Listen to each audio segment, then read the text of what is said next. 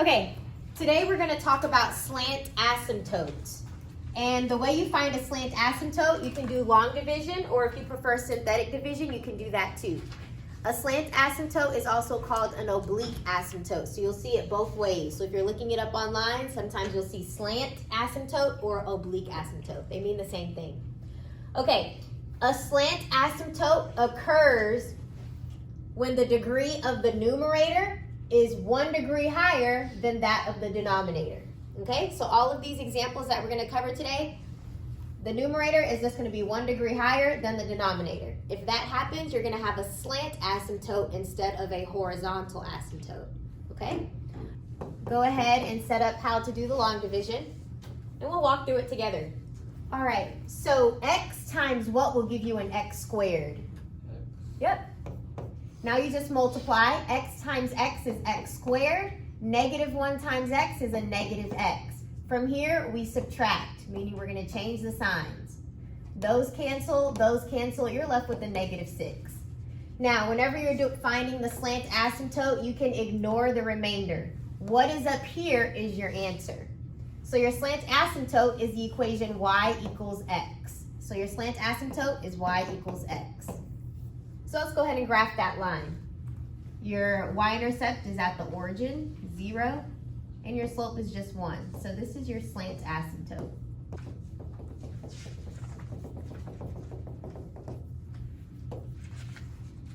Okay, so we found the slant asymptote. Now it should be pretty simple to find the rest of these items.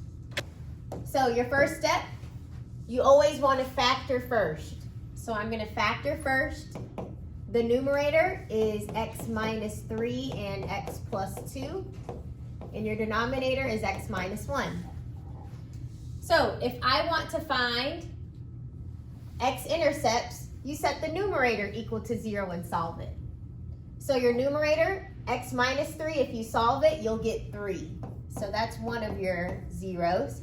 Set this one equal to 0, and you'll get negative 2. So I'll go ahead and plot my zeros over here. There's one at 3 and one at negative 2. You guys remember how to find the y-intercepts? What do I do? Are you trying to say plug in zeros? Yeah. Okay. So if you plug in zeros everywhere, you're just left with negative 6 over negative 1. So your y-intercept is 0, 6. 1, 2, 3, 4, 5, 6. How do you find the vertical asymptote? Good, thank you, Amanda. You set the denominator equal to 0. So if you set this equal to 0, you'll get x equals 1. So draw your vertical asymptote.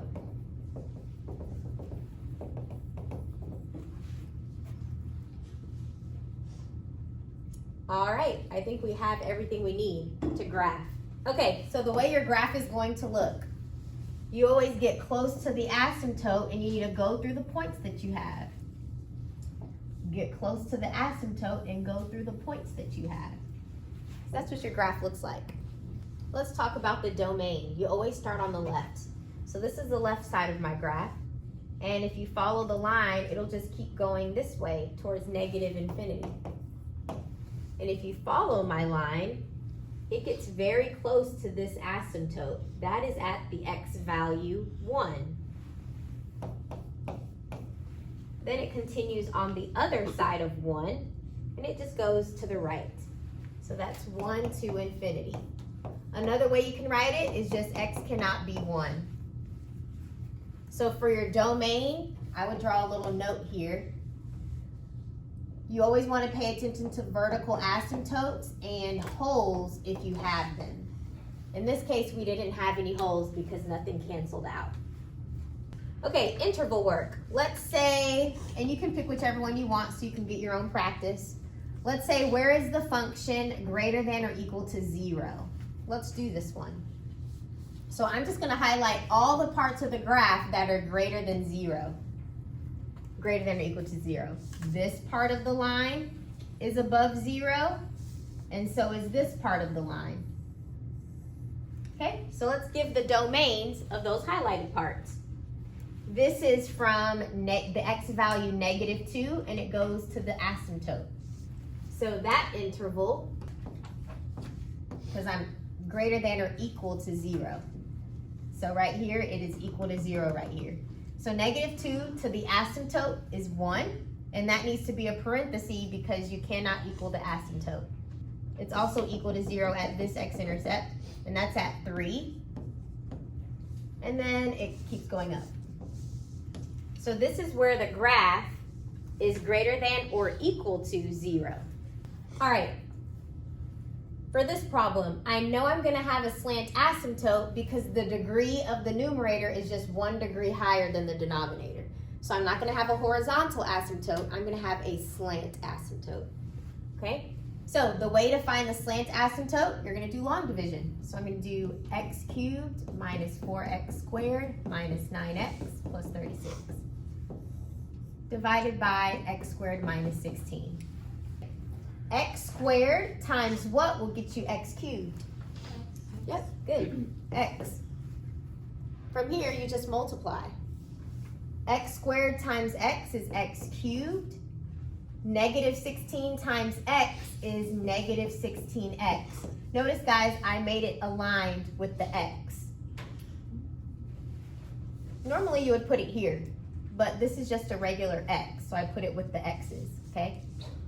Now, from here, we subtract, so we change the signs. Those canceled. Everything else, just bring it down. This -4x squared, just bring it down. -9 plus 16, you get a plus 7x. Then if you want to, you can bring down the 36. It doesn't hurt. Okay, now we're going to do the same process again. X squared times what will give you -4x squared? -4. -4, thank you. Now you just multiply. X squared times -4 is -4x squared.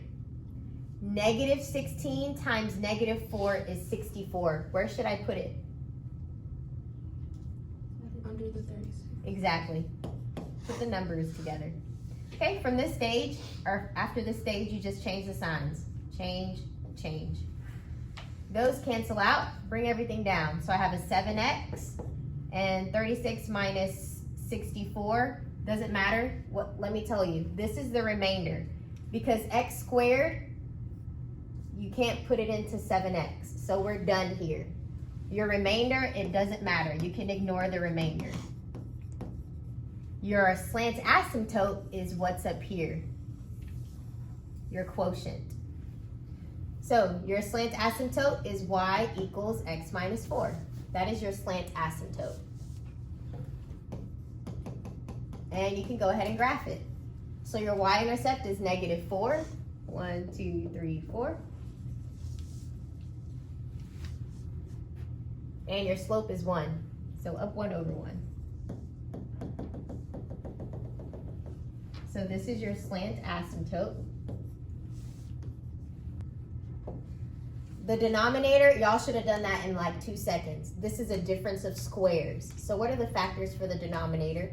X minus 4, x plus 4. Exactly. X minus 4 and x plus 4. It doesn't matter if you put the x plus 4 first, as long as you have those two. All right, this one, when you're factoring, you just split it down the middle. These two can be divided by an x squared. These two can be divided by a -9. So whatever you divide by goes on the outside. Now you simplify. This is x, this is -4. This is x. 36 divided by -9 is -4. Whatever matches, that is one of your factors. And what is on the outside is your other factor. Do you guys notice something else right here? Yes. Isn't this another difference of squares? Okay, so we can keep going. This is x plus 3 and x minus 3, and then your x plus 4, x minus 4. So this is the numerator factored out. So your numerator, I'll just write it over here. We made it x minus 3, x plus 3, and x minus 4. And your denominator was x plus 4 and an x minus 4. Okay, notice these two are the same, so those cancel out. That means we do have a whole. I'll add it to the list. So your whole, you set this equal to 0, you'll get 4 when you solve it. So the x value of your whole is at 4. To find the y value of the whole, just plug the 4 into what's left over. So if I plug in 4's right here, 4 minus 3, that's just 1, times 7. So I get 7 in the numerator. And 4 plus 4 is 8. So this is the location of your whole. So guys, this is what we're paying attention to. How do you find the vertical asymptote? Set the denominator equal to 0. Thank you, Veda. Set the denominator equal to 0. So you'll get x equals -4. So let's go ahead and plot that on our graph. 1, 2, 3, 4.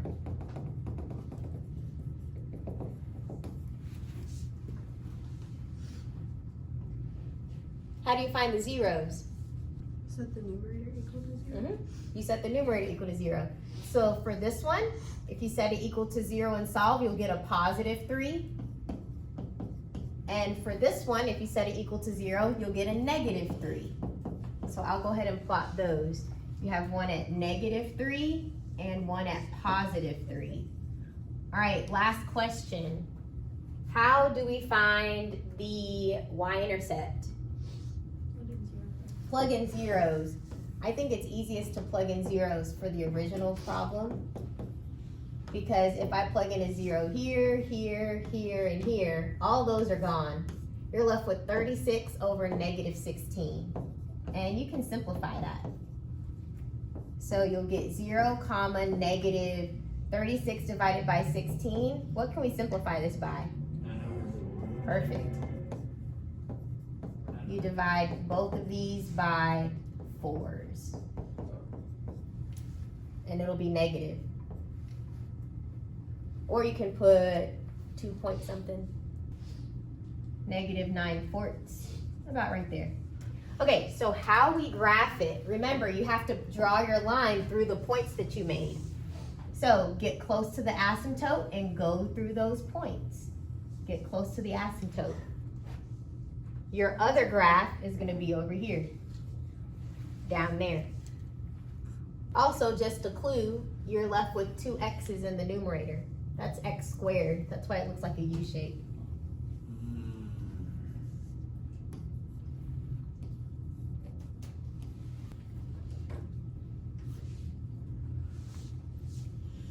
All right. So this one is a special one. I'm going to go ahead and factor this. So two numbers that multiply to -2 and add to -1, -2 and 1. So you'll have x minus 2 and x plus 1.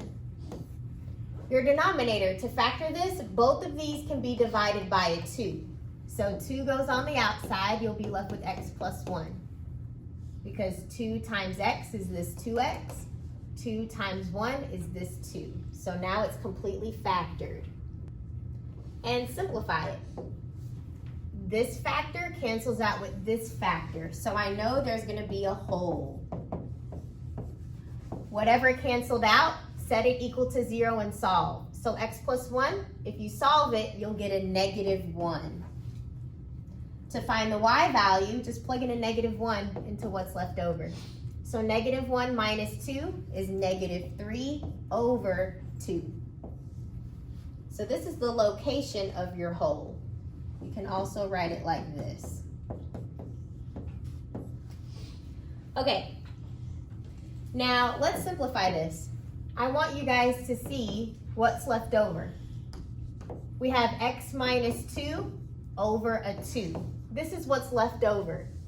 Now this is just a regular line, a linear line. Let me help you see it.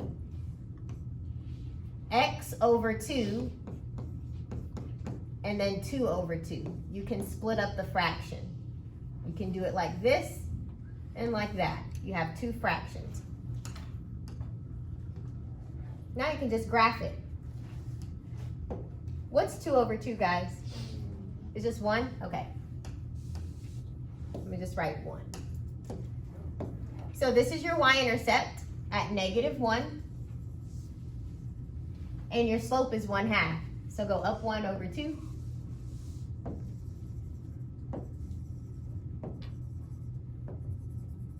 And this way. And don't forget, we do have a hole at -1, -1.5. So -1, -1.5, right there. So when you draw your graph, you'll be like this. So guys, when you simplified this rational function, it simplified to just a regular mx plus b line.